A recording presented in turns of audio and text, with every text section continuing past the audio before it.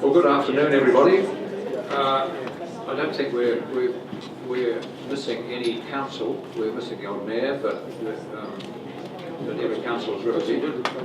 But some might say the replacements are right up there. Look, a couple of quick points before we go any further. We're filming this part of the presentation, essentially the NIWA presentation part of this meeting. But we're not going to film the discussion afterwards. Thought you'd want to know that. There is also, and please be as free and frank as you want to be after that. There is media interest. We had a media session this morning, which was remarkably well attended and a lot of interest. And a number of them have said they'd like to come back at 2:30 and talk to the old man.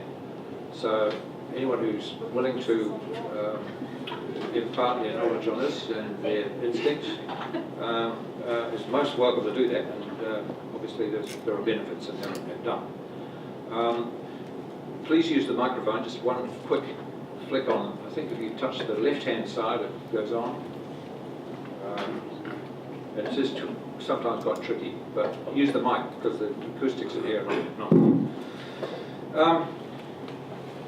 I just want to outline where we're at. I mean, I would say, though, that and we've been saying this to the media, that climate change isn't just the biggest, it's probably the most difficult challenge that governments and local governments anywhere have to face.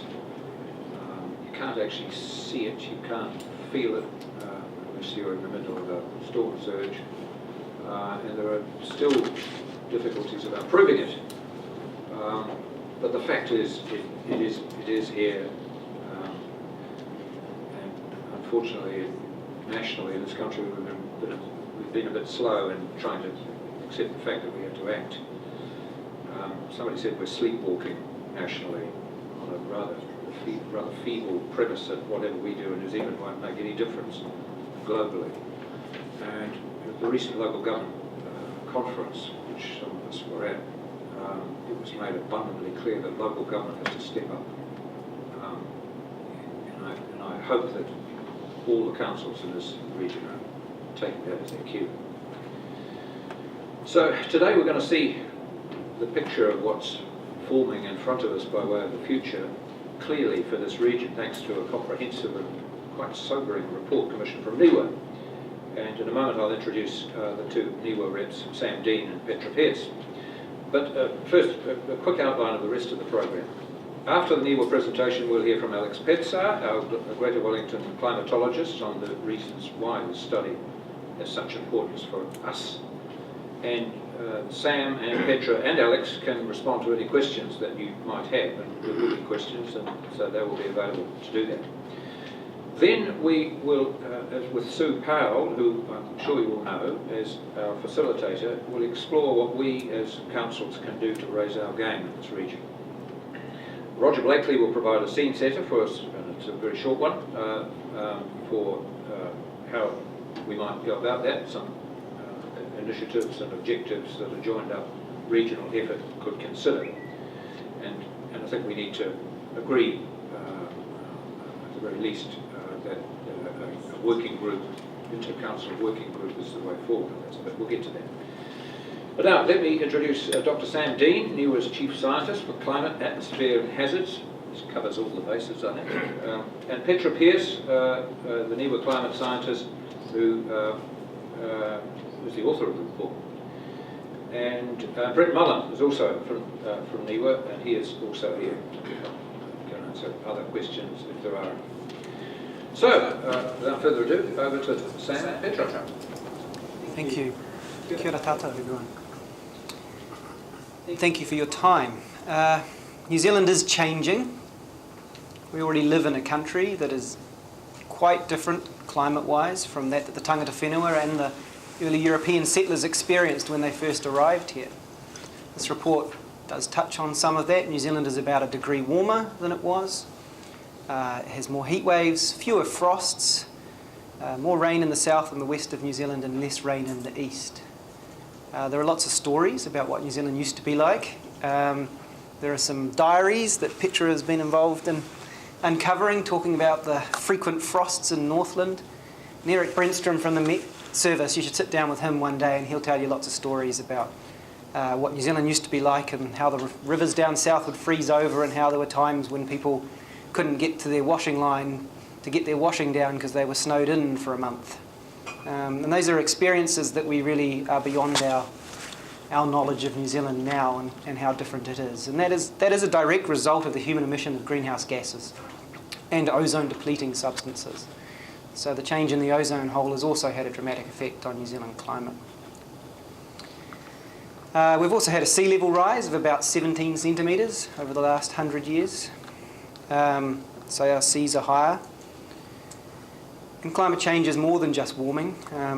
As we get warming, we also get changes in our circulation, so in the way the weather comes across our country, and that because we have such strong mountains, such big mountains, that enhances the effect of those changes. And that's why we've had more rain on the west and less rain in the east. And we all know how variable weather is, living in Wellington. So just a little, Greater Wellington approached NIWA for this report about a year ago. It's been quite a journey. It's been led by Petra, who's here with us, and she'll speak briefly in a little bit. It followed on the publication of the Intergovernmental Panel on Climate Change, IPCC, fifth assessment report in 2014, and also a report that NIWA contributed for the Ministry for the Environment in 2016, which had climate change projections for the country. What this report does is show the detailed projections for the New Zealand region, for the Greater Wellington region, at the sort of detail that you need for decision making and for considering your identifying your risks in the future, what your key priorities are, and for helping to inform your adaptation and mitigation strategies. I wanted to just note briefly that this work is the culmination of about $15 million of investment by the government over the last 10 years to NIWA and its collaborators to deliver these projections for New Zealand and to understand the impacts and implications of those changes. Support also came from the Ministry for the Primary Industries through its Sustainable Land Management Fund. And the way we've done these projections is with a very sophisticated weather model, essentially, that we run into the future. It's very expensive. It runs on the NIWA supercomputer, and it's taken about 2 years just to do the simulations that are represented in this report. So that's how long the computer had to spin just to do all these projections. And I'm pleased to say that we have committed to buying a bigger supercomputer. It'll be down here at Greta Point in Wellington. You're welcome to come and see it any time. It's got lots of shiny lights and uses an exceptionally large amount of power. I've worked on this project myself from about 2006 until a couple of years ago. But on my right is Dr. Mullan, and these reports represent 10-year, decade-long commitment from Brett in leading and helping people of New Zealand to understand climate change. And I just wanted to acknowledge Brett and his leadership in this, but also to the rest of his team of Abba, Stephen, Andrew and Petra, and the rest of the dedicated climate team at NIWA. I couldn't be more proud of this, reaching this point.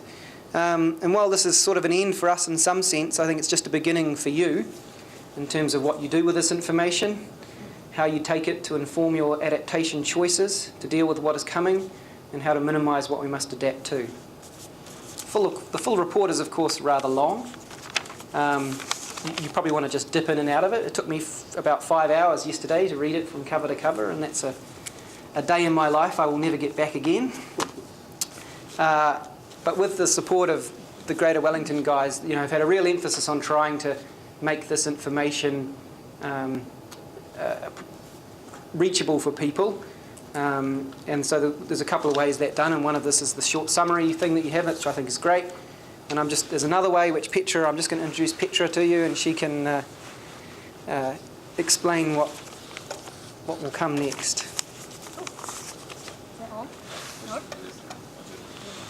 Cool. Good afternoon, and thank you, Sam and Chris, for the introduction. So this climate change report for Greater Wellington Regional Council comprises many months of work by a large team at NIWA. Greater Wellington is the 4th regional council to commission a climate change projection report, but this is the most comprehensive one yet, with maps produced for projected changes of 21 different climate variables at 2 future time periods, 2040 and 2090, and for 2 greenhouse gas emission scenarios. It is also the first council that we have made a video for to present some of the results of the report, and that was what Sam was alluding to. So that you don't have to read this large report, we've made this video in our studio in Auckland. So I am proud to present this video on behalf of the team at NIWA who are involved in this project. The maps produced for the report lend themselves to visualisation in the video, and we think they look really great. We hope this video will aid the communication of the complex issue of climate change to your communities and stakeholders around the region, and will set an example for other regional councils to follow in Greater Wellington's footsteps. A quick special thanks to Stuart Mackay, Nava Fidai and Dave Allen from NIWA for their work producing the video, and to my co-authors on the report. Thanks to Alex Pezza from Greater Wellington for your organisation on the Greater Wellington side and your fantastic communication throughout the project. Also thank you to Chris Laidlaw for giving your time to appear on the video. I think having you on there to talk about Greater Wellington's climate change strategies really strengthens the overall message the video is trying to convey. So without further ado, here's the video. Kia ora, I'm NIWA climate scientist Petra Pearce. NIWA was commissioned to produce a climate change assessment report to assist Greater Wellington Regional Council with their planning and decision-making processes. This video summarises some of the main points of that report. Wellington region has warmed by about 1 degree over the past 100 years or so, and this trend is set to continue. By 2040, annual mean temperature of the area is expected to increase by up to 1 degree.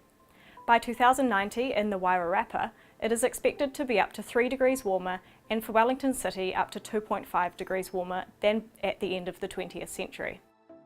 With increases in mean temperatures, extreme warm temperatures will also increase. Parts of the Wairarapa currently experience around 30 hot days per year, but by 2090 up to 60 more hot days are expected.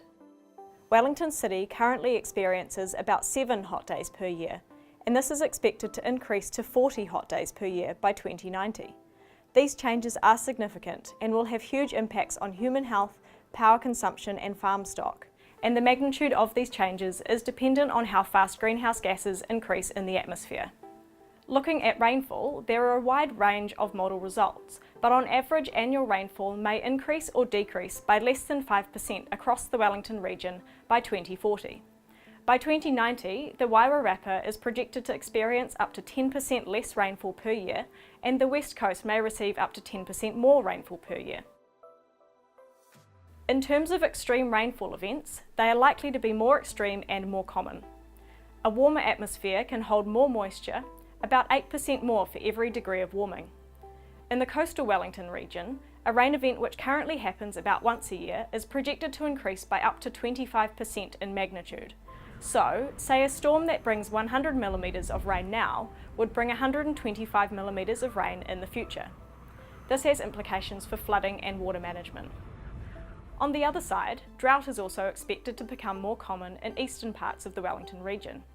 Potential evapotranspiration deficit is one way to measure drought and is projected to increase for much of the Wairarapa by the end of the 21st century. An increase in drought would have significant ramifications for primary industries in terms of pasture and crop growth and flow-on effects for water supply. You can find further detail on the points discussed by downloading the full report. The report contains projections for many more climatic variables, which you can see here, and also information about sea level rise. Also covered are impacts of climate change on biodiversity, biosecurity, river flows and wildfire. New in this report are high-resolution climate change maps, which allow the Council and stakeholders to identify the areas of greatest likely changes within each main whaitua or catchment areas. It is also important to note that the different scenarios tell us the worst effects may be avoided if global greenhouse gas emissions are significantly reduced in the coming years. The Greater Wellington Regional Council is hoping that this freely available report will motivate discussions between different layers of government and stakeholders to work together to make the region and its local communities more resilient to climate change. Kia ora ngā tātou, I'm Chris Laidlaw, Chair of the Greater Wellington Regional Council. We now know that climate change is the biggest environmental challenge that we've ever faced. We know it's going to have a serious impact on our region, And Greater Wellington's got a strategy in place to ensure we do everything we can to future-proof our communities and our infrastructure against all those big hazards that lie ahead. The reality of climate change is taken in our infrastructure, decision taken by the Council. And the information in this NIWA report is key to understanding the magnitude of the changes that are inevitably occurring. The worst impact of climate change can be avoided, but only if communities around the world act to reduce their emissions. Our strategy contains a number of specific actions that will ensure our organisation reduces its own emissions. It'll also influence a transition to a low-carbon economy right around the region. We'll continue to develop this work with communities, councils, with central government and other stakeholder groups to make better decisions about land use and transport in the region, and to ensure that we apply an adaptive planning approach to the massive challenges that we're now going to face.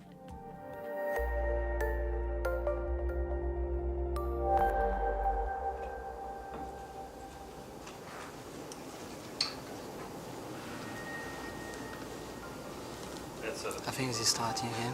I'll watch it again.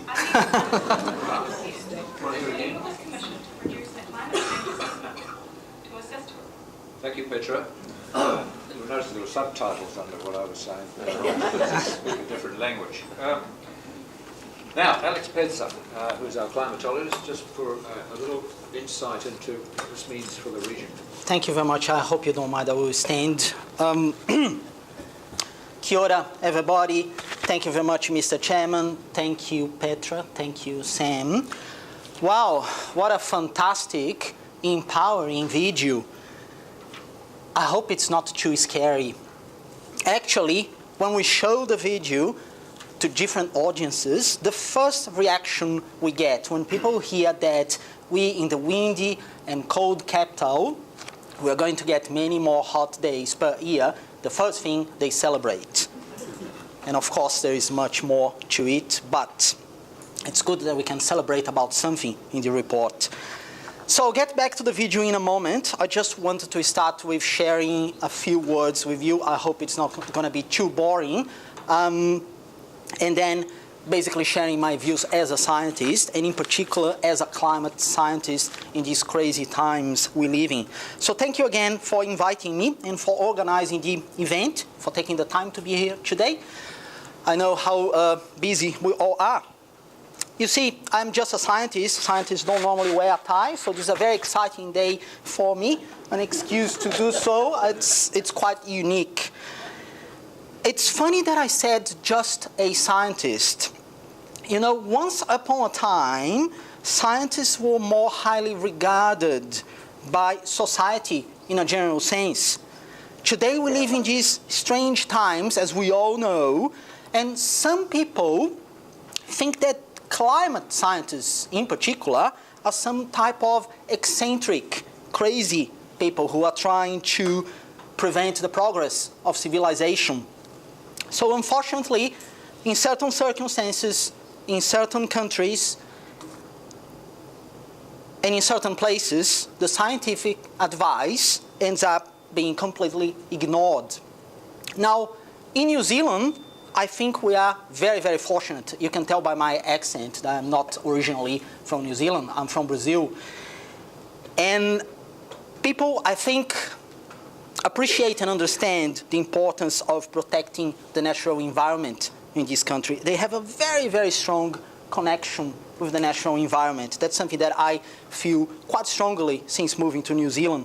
Now, in the Wellington region, even more so, I think we are particularly fortunate here, and with people having this strong appreciation and connection with the environment. And honestly, all you have to do is to look through the window and see where we are.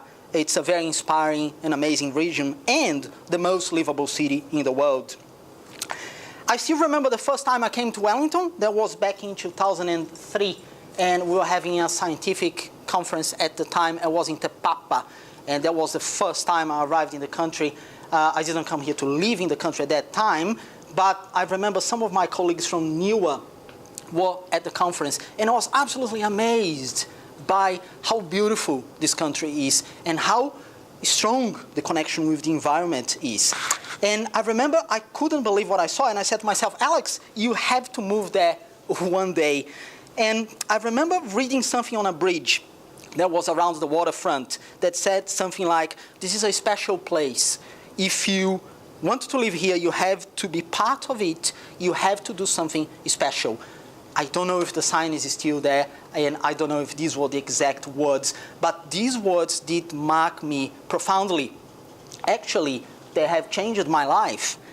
And so little I knew at the time that today I would actually be talking here, living here, and talking to you about gathering today to do something really special and important for our region, the whole region, as I hope we are doing today. You have seen the video. You have seen the science. The video and the report, as NIWA has just emphasized, contains the most accurate scientific advice we can possibly give today.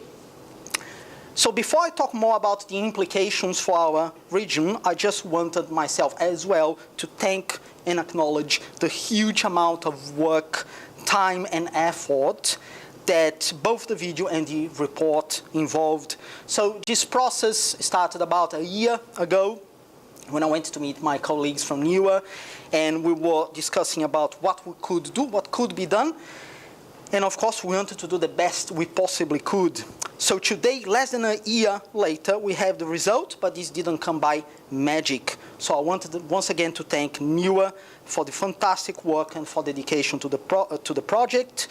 And we have had quite a few staff members from NIWA and from Greater Wellington Regional Council involved in this project. So thank you. Also, special thanks to Petra for fronting the video. I think the video will make a very important difference to the community. And special thanks to our climate change advisor, Richie Singleton, for putting a lot of energy into it.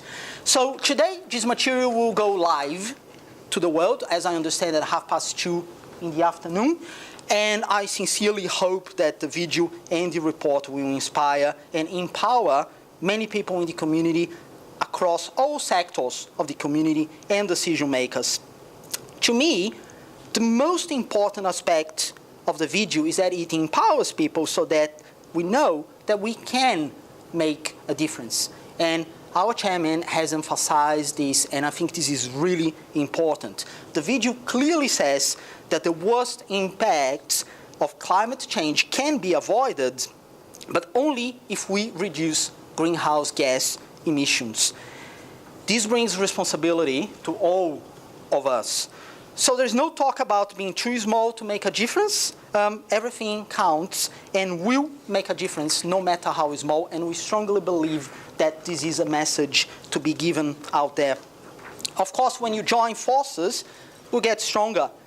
And this is a scientific fact, by the way. So if we join forces in the region to tackle the problem, we will then have the opportunity to lead and inspire others by example. And eventually, if we work hard enough, we will solve the problem. You see, as a scientist, I believe that good things are also contagious. And maybe the rest of the world might even listen. So that's only half of the story. The second half is that we will need to adapt. We know that. And as you saw in the video, some of the impacts are quite large, and there will be significant disruption. I spoke before about the importance of science and the challenges of making sure that science is translated into action. I should now tell you why we commissioned this report to begin with. And the answer is really, really simple. We, at Greater Wellington Regional Council, within the council, we realized that we need to translate science into action. So the science needs to be channeled properly. If there is no action, if the report stays stored in a drawer, the report will not have succeeded. So we wanted this information to empower decision-making within our own regional council as a first step, but also in terms of our long-term planning and adaptation, which is a very important thing. I'll just quickly read the name of the departments that have supported this work. So we have biodiversity, biosecurity, flood protection, land management, water wararapa, and strategic planning. Well, it's quite a lot of different departments. To me, this demonstrates that all these departments, they recognize that climate change will have a significant impact on their day-to-day operations, and they want to learn more about it, and they want to know what needs to be done about it. So when we realize that, of course, it's not just us, as every single council in the region will have to deal with similar impacts, all of us. And in a way, even more so, parts of the Wararapa, as you've seen in the video, that are more affected by some of the extremes. So just to emphasize a few of the impacts that we have seen in the video, number one, very significant increase in drought in the Wararapa and important effects for economy and well-being. Number two, increase in heavy rainfall, adding pressure on stormwater and sewage infrastructure. That's quite important. Number three, sea level rise, of course. That will increase the coastal erosion and inundation as well, and that will have a major impact on housing and transport infrastructure. And number four, increased pressures on biodiversity and biosecurity. And these all combined will affect us all combined. Now, there is significant work already being done in our region to address this. Many of us will have our own climate change strategies, such as we do in our council here. And there is also the so-called Wellington Region Natural Hazards Management Strategy, a very long name. And I understand, of course, this is going to be a very important part of solving the problem as well. So there are things out there already, but we need to consolidate the efforts and join forces even more. And by the way, in case you're wondering, this is a scientific interpretation. I am a scientist. I will stick to the science, but it is the science that is telling us that either we join forces and act now, or we pay the price later. I just wanted to finish with a really positive perspective, if I may, and at least on how I see it. And I think climate change, with all its challenges, it's actually forcing us to become better. It's forcing us to become more efficient, more resilient, less selfish in a way, and more tuned to nature. And that's probably a lot of good things in there. So I think there are many positives. So let's embrace it and take advantage of the opportunity to become better prepared. Now, thank you very much for listening. If there is time, I will now open for questions, but we would like to have mainly scientific questions about the science of the report at this stage, and then myself and my colleagues from NIWA will try to answer them combined, and after that, then we will have further discussions into what we are going to do about this. So if there are any questions, we welcome them now. Thank you very much. Thanks, Alex. Alex is one of our spearheads out there in the community, and you can understand why. He's very persuasive. Are there any questions about what you've seen presented? About because we can talk about how we deal with this after this, but are there any questions on what you've heard and seen? Also abundantly clear. Guru? My question is this. What was the previous benchmark in these two areas that you are now saying is changed much more? What was the previous benchmark in terms of increased rainfall issues or sea level rises and the impacts? And what has your study done, given that you're saying that your study is the fourth regional study and the most up-to-date and comprehensive? So what is it telling us? Sure. Perhaps I will invite Sandy from NIWA to answer these questions. In terms of being the fourth report, that's a regional thing. So I think Northland and Tasman and Horizons have also done and commissioned similar reports. This one's much bigger and it's much more comprehensive, I guess because of the enthusiasm that people like Alex had for undertaking this report, and it's taken quite a long time as a result to prepare it. I think scientifically, I don't think we've ever had projections with the detail much more comprehensive and much more detailed than have ever been available before. I guess it hasn't substantially changed the big picture. Brett, would you like to add to that in any way? No, I would say it hasn't really changed the big picture. So we're not making projections that are worse in a sense. It's just that they're the latest, more detailed ones, and they do cover the projections. I should emphasise cover a big range. As Petra pointed out, you can. The report shows the effect, the consequences, or the implications of different decisions about your energy use and greenhouse gases emissions into the future, because we've got 4 scenarios, and one is a very difficult scenario to achieve, in which you actually draw some greenhouse gases out of the atmosphere globally. And in that one, you find temperatures in the Wellington region, for example, will stabilise about mid-century and will come down to increasing. Whereas in the high scenario, business as usual, things keep increasing and basically take off towards the end of the century. So there's a big difference between the scenarios, which are a consequence of political and social economic activity. Yeah. If I may add, also the level of regional detail that we have in the maps in this report is much better than what we had before. So certainly this is going to make a huge difference in terms of how you are able to interpret the results at a regional scale compared to previous results. Yes.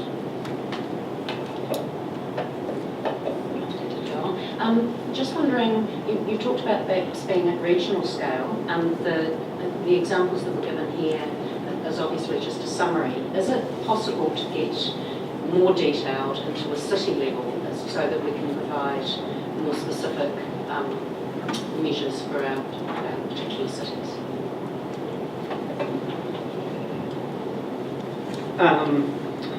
Yes. I guess the next stage I would suggest from this is a risk assessment. So this is the potential options for impacts. The real question beyond that is the sort of impacts of those changes. And so what you really need after this is to identify your key risks. So that's which industries, which sectors of the economy, which floodplains, and some of that will require more detailed modelling of those impacts than is currently available to do that. That's both financial modelling or modelling of, say you want to know your flash flooding. So the flash flooding sort of not flooding of rivers, but just heavy rainfall that increases the most. That sort of goes up about 16% per degree of warming under climate change. We get sometimes in Wellington, you'd have to do some detailed modelling of the Wellington urban area to establish where those risks currently are and where they're most likely to increase. And that gives you your priority areas for where you may wish to invest more and understand when you do those investments. But that kind of detailed information, I guess the snippets of it have been done in places, but not comprehensively for the region. And then once you've done your risk assessment, you then you have your options, and then you have your conversation with your community and your decision makers and your funders about how and when you will implement those options. I know it slightly sidestepped the question, but I don't think it's very, in terms of say temperature, I don't think you would learn anything more than this. You're not expecting some variation across Wellington City that will matter. But the secondary impacts of climate change do matter on the spatial scale of something like Wellington City. David? Look, thanks for that answer, because that's incredibly important, that risk management exercise, and I understand that. But as a region, and some of the things that you have highlighted today, particularly the rainfall areas, which are quite significant as what I see, and also temperature rising. Is there anything as a region, while we're doing some of this risk management exercise, is there something that we should actually be doing right now or so to get together again to derive a plan as an overall objective for the region? If I may, thank you for your question. I believe we are going to be discussing questions in that direction later on after we finish with the science. So perhaps we could take more science questions now, and then we'll head into that topic. Yeah. I'll give a sort of, in a mitigation sense, I think, you know, we sort of, I've spent a career doing this, and I do find that these long-term concepts of doom and gloom turn people off, right? So we've had that conversation, and it works temporarily, and then people become disengaged with that conversation. And so you do have to bring it back to the now, and what are you going to do now? And climate change is here now, and I sort of, when I started my talk, I talked about some of the ways we're already living with climate change, and some of our sectors are very adaptive. Our primary sector is very adaptive to climate and the market changes. From a mitigation perspective, it would be a great achievement if we could, so forgetting commitment into the distant future of 50% less by 2050 or whatever, but if we could actually change our trajectory now, right, from ever increasing emissions in an exponential sense to beginning that tilt back that way, then that would be great. And that's about building climate change into our decision making. So we have lots of priorities whenever we make decisions, and you guys are no more aware of that than me. I mean, that's how you have a lot of priorities that you have to bring to the table, right? But I think as we all, as individuals, as at regional council, at government, start to, if we can put climate change as one of the things we consider into our decision making, and we start doing that now, then that will make a difference.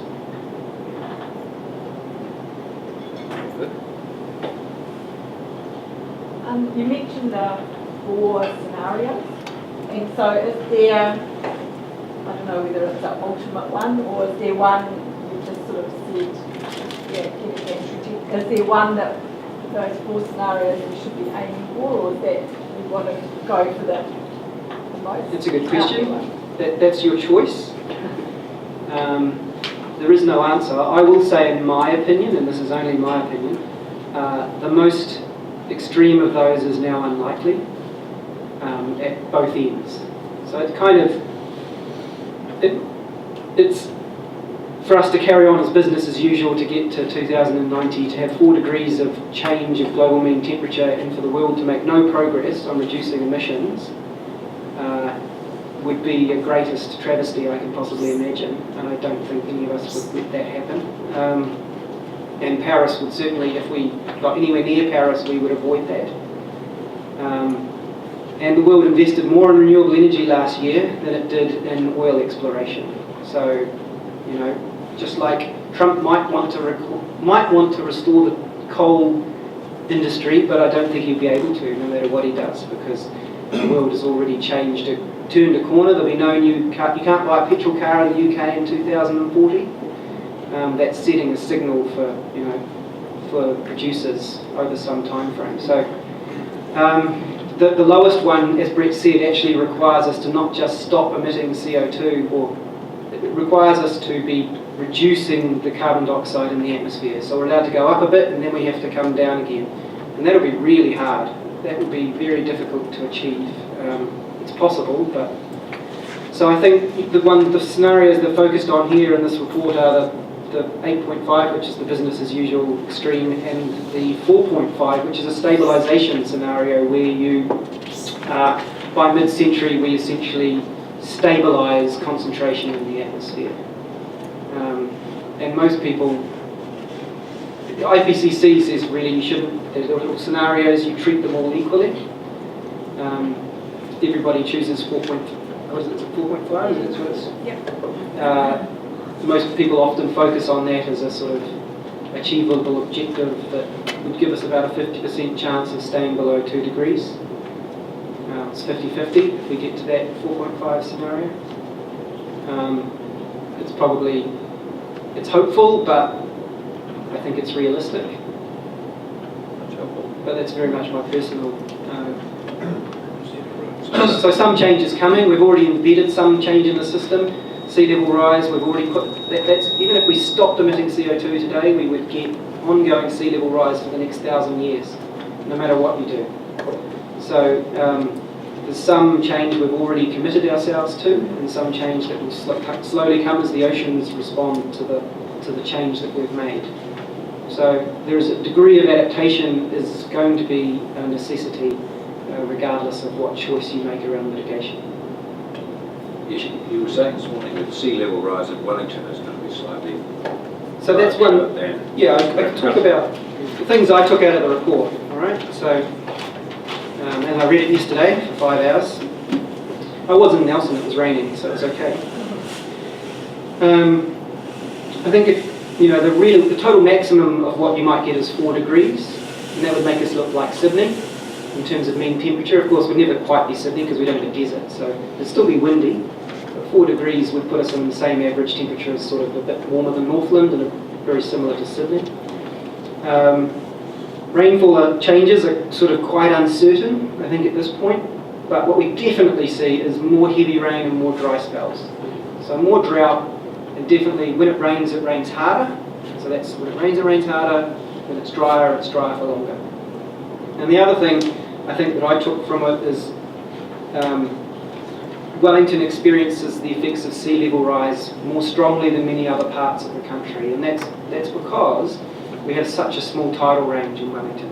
So in many places, the sea, you go to Golden Bay, the sea disappears out, or there's many metres of difference between low tide and high tide, and here it's much smaller range. So when you put that extra sea level rise on top of that small range, you see a greater impact on the coastline, because you're going beyond that much more substantially beyond that natural range. So sea level rise is a particular challenge for Wellington. And I think even when we did the Parliamentary Commissioner for the Environment report on sea level rise, and we looked at the exposure, you find Auckland is not very exposed to sea level rise. For whatever reason, they build a lot of golf courses on their low-lying areas, and they actually, Wellington has much more infrastructure exposed in terms of particularly the Petone foreshore, parts of Kilburnie, Evans Bay. And so that's a particular concern for us. I think other places have much bigger rainfall changes that are much more likely than Wellington does. Wairarapa obviously has an issue with if some of those rainfall decreases come true, then on top of that additional heat is also going to cause more evaporation. It's hotter, there's more demand for water, and so you actually have a much higher water resource demand even without much change in rainfall. And that will put pressure on, I think Chris was saying you're already pretty allocated on the water resources in the Wairarapa, and that will just put greater pressure on that. So those are particular highlights for me from reading that report yesterday. David? Thank you. You mentioned that we need a clear pathway in terms of reaching our emissions targets. Do you think one of the biggest challenges is actually personalising those targets? Because you use the we in the West always tend to point the finger at industry, government, or different sectors. How can we personalise those emissions efforts? So I think there's two ways. As I sort of hinted at, you either have a story with people that allows them to make climate change one of their considerations when making their decisions, what kind of car they're going to buy, what kind of power they're going to buy. You can buy a renewable energy provider, or you can not. You can build a energy efficient house, or you can not. So there are lots of personal decisions you can make. I think